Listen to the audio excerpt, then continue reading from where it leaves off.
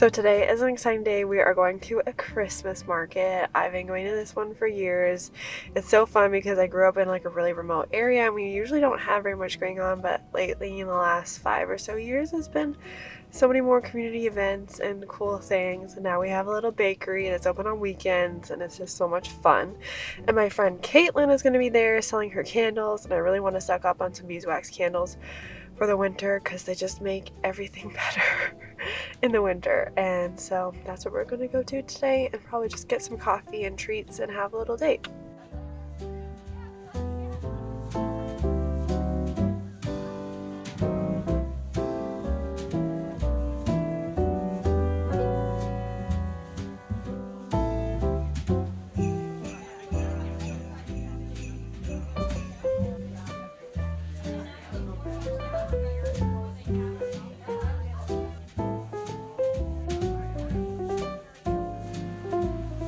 After the holiday market, I went to my friend Kate's house to work on some holiday baking. So I have had this nostalgic feeling for a very specific caramel that I haven't been able to find in store or anywhere else, and so I'm on a mission to create it. But I have very fond memories of my aunt making this caramel at our family Christmases, and I would run by the bowl, steal some, stuff them in my Pikachu backpack, and go find a quiet corner to go eat them. And I ate so many that I made myself sick. So I haven't had them for a long time, but I think this is my year. I've never attempted caramels before. I've always been nervous about it, so I figured I'd better do this with a friend. I did end up mismeasuring the cream, so you'll notice that it came out quite runny and pale. We did notice this, and we were able to save it later. We also made some gingerbread granola to gift, and I didn't film it, but we made these amazing Cheez-It dupes with like everything but the bagel seasoning, and they were phenomenal.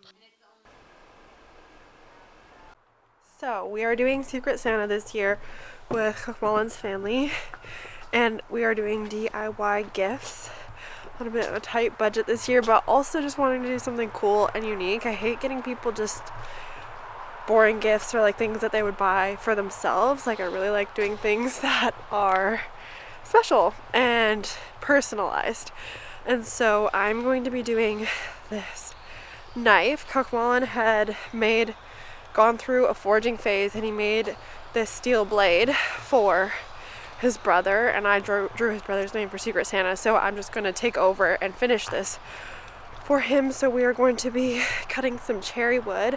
I already drilled holes in the handle to put dowels in to fuse the two sides together, and we'll see how it goes. I'm not so good at like woodworking, but we'll see what happens.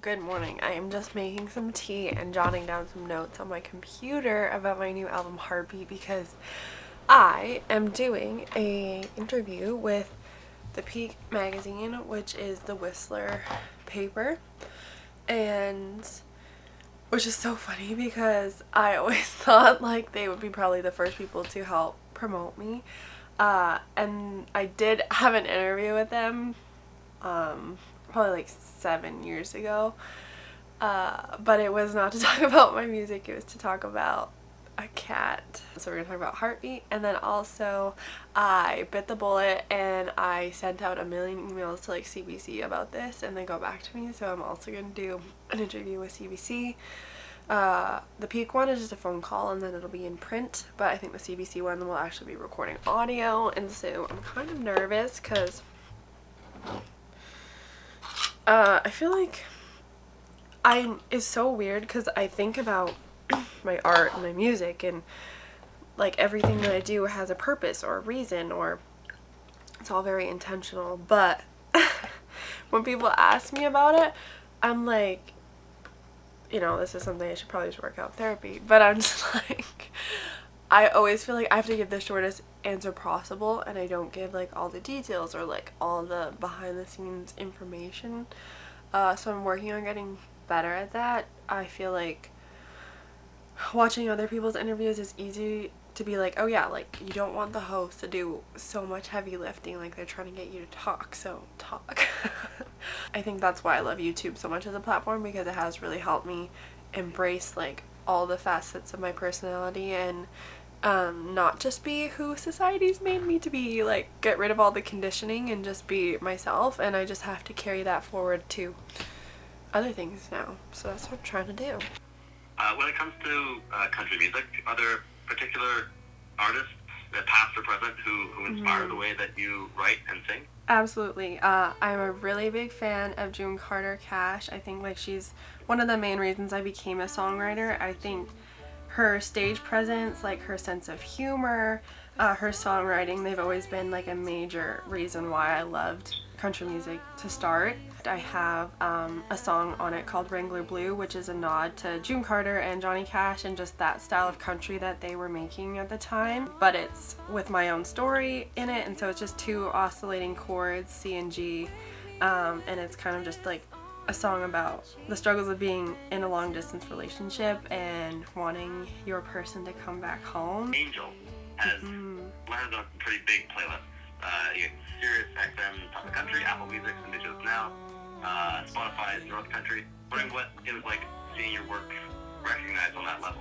Oh wow, it's honestly, it's amazing. I think that with every song you put out, you kind of hope that it might help make your career like take off or get you to the next level, and then when it doesn't, you know, it's always a hard pill to swallow.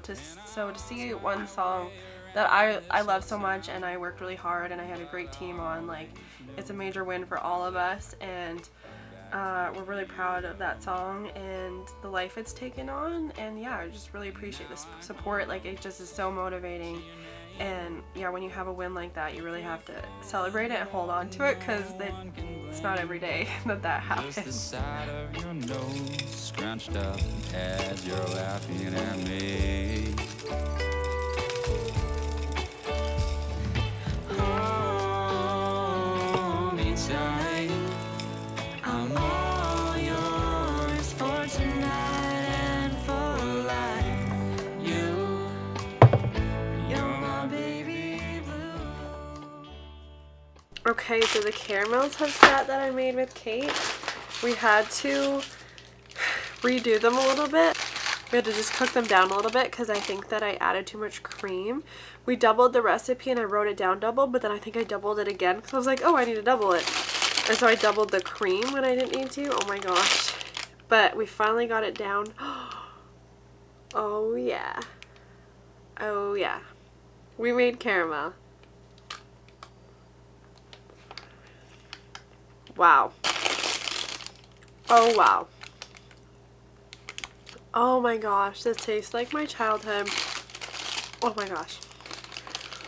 I'm gonna cut some of them and just put them in little parchments and like twist them. But I'm also going to dip some in chocolate.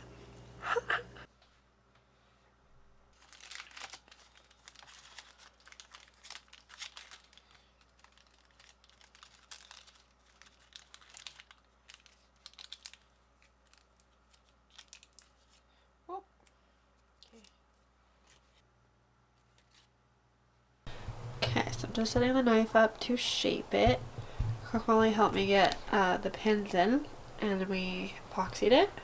So now I'm just shaping it by hand.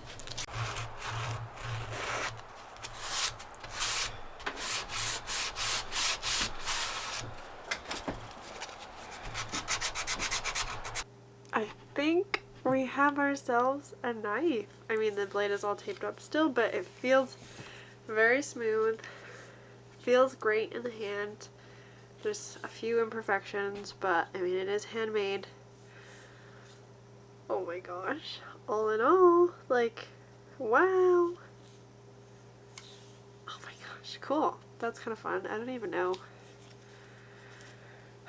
And it's like, it's getting so late. It's 10 p.m. Still not done. Thank you guys so much for watching this video. I hope you all have a very Merry Christmas and Happy Holidays, and I'll see you in the next video. Hold me tight. I'm all yours for tonight And for life, you're my baby blue.